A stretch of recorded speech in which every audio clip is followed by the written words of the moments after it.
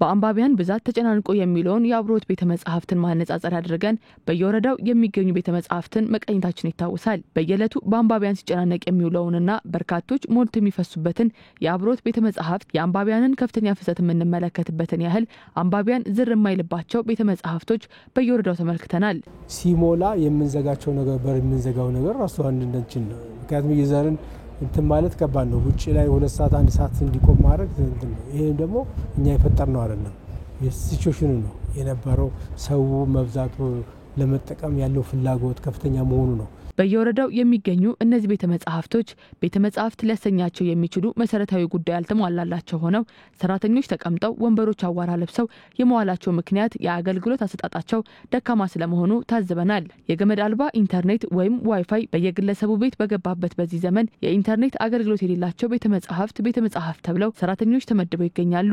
ላለፉት 10 ዓመታት ተጨማሪ መጻሕፍትን ያላስገቡ ቤተ መጻሕፍት ስሙን እንጂ ይዘቱን አይመጥኑም። ቅኝታችንን ቀጥለን ዛሬ ደግሞ የተሻሉ የተባሉትን ቤተ መጻሕፍት ተመልክተናል። የጉለሌ ክፍለ ከተማ ወረዳ 10 ቤተ መጻሕፍት ባለፉት ቀናት ካየናቸው የተሻለ ነው ቢባልም አንባቢያን ለነቡ በሚችሉባቸው ትርፍ ጊዜያት አገልግሎት አይሰጥም። እንደ መደበኛ ቢሮ 11 ሰዓት ይዘጋሉ። ቅዳሜና እሁድ አገልግሎት ሳይሰጡ የሰነበቱበት ቀናቶች በርካታ የነበሩ ሲሆን እንደ አዲስ አገልግሎቱን በሁለቱ የእረፍት ቀናት መስጠት መጀመሩ መልካም የሚያሰኝ ነው። ሆኖም አንባቢያን የእረፍት ሰዓታቸውን በቤተ መጻሕፍቱ እንዲያሳልፉ በቀን ብቻ ሳይሆን በምሽትም አገልግሎት መስጠት እንዳለበት ያነጋገርናቸው ተጠቃሚዎች አንስተዋል።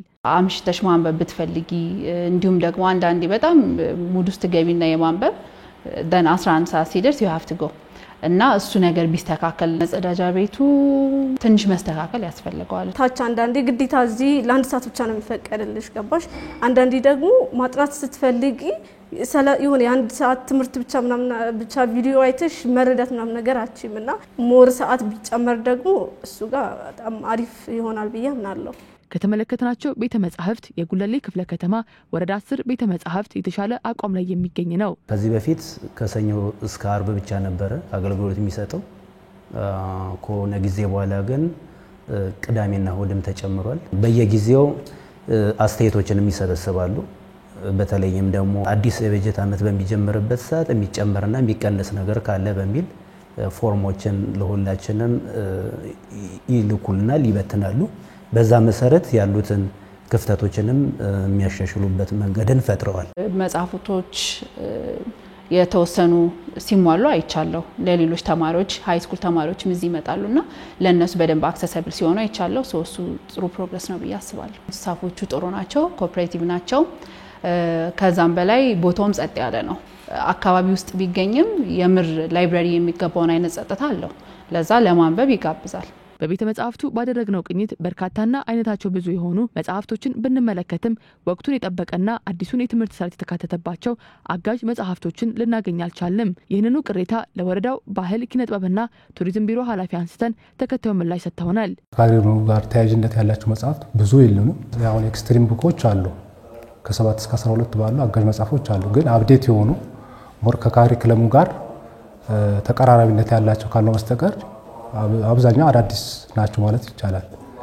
ግን ደግሞ አሁን ከወቅቱ ጋር አብሮ እንዲሄድ ይቻላል በተወሰነ መልክ ያው የአካዳሚክ የሆኑ ጉዳዮች አካዳሚው ተቋም ውስጥ የትምህርት ጽሕፈት ቤትና ራሱ ተቋሙ ስለሆነ የሚያቀርበው እኛ ግን ያው እንደ ባህልና ኪነጥበብ ቱሪዝም ጽሕፈት ቤት አጋዥ የሆኑ መጻሕፍቶች ነው ሞር በስፖንሰርም በድጋፍ የምንጠይቀው። ያንን የተያዙ ነገሮች ሞር ባጭር ጊዜ መመለስ ይቻላል። እየጠየቅንም የመለስናቸውን በባለፈው 6 ወር ያስገባናቸው አሉ። ሌላኛው በአንጻራዊነት የተሻለ አቋም ላይ ከሚገኙ ቤተ መጻሕፍት መካከል በኮልፌ ቀራኒዮ ወረዳ 7 የሚገኘው የሕዝብ ቤተ መጻሕፍት አንዱ ነው። ቤተ መጻሕፍቱ በ2001 ዓ.ም የተቋቋመ ሲሆን በቀን ከ200 በላይ ተጠቃሚዎችን ያስተናግዳል። በበርካታ አንባቢያን ዘንድ ተመራጭ መሆኑን ያነጋገርናቸው ተጠቃሚዎች ያነሱ ሲሆን ቤተ መጻሕፍቱ ግን በቂ መጻሕፍትና የኢንተርኔት አገልግሎት እንደማይሰጥ ነግረውናል። አጋዥ መጽሐፍ ሌላም ይረዱናል፣ ላይፍ ኤክስፒሪየንስ ይሰጡናል ብለን የምናስባቸው መጽሐፎችም ይሉ በጣም ጸጥ ያለ ነው። የስፔስ ችግር የለበትም። በበቂ ሁኔታ ነው ስፔሱ ምንም ችግር የለም፣ በቂያችን ነው። የተደፈነ ሽንት ቤቱ በጣም ኮንቬኒየንት አልነበረም ለመጠቀም። የዚህ ላይብራሪ ትልቁ ችግር እሱ ነው። አሁን ግን መቀመጫው ስለተቀየረልን ከቅርብ ጊዜ ወዲህ የተሻለ ነው።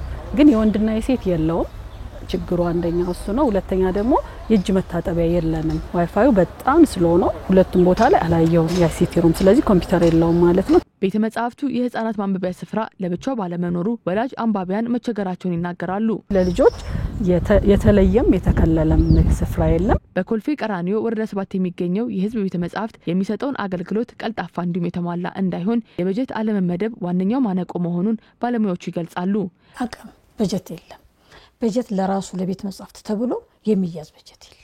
ስለ ንባብ ልምድ መቀነስ በተደጋጋሚ ይነገራል። ተዘዋውረን እንደተመለከትነው አንባቢያን ሳይሆን የተሟላ አገልግሎት የሚሰጡ ቤተ መጻሕፍትን የሌለው አብሮትን የሚያክል ግዙፍ ቤተ መጻሕፍት በአዲስ አበባ ከተማ ተቋቁሞ ስለምን በየወረዳው የሚገኙ ቤተ መጻሕፍት ተዳክመውና ተራቁቶ ይታያሉ? በቀጣይ የዜና ዘገባችን እንመለከተዋለን።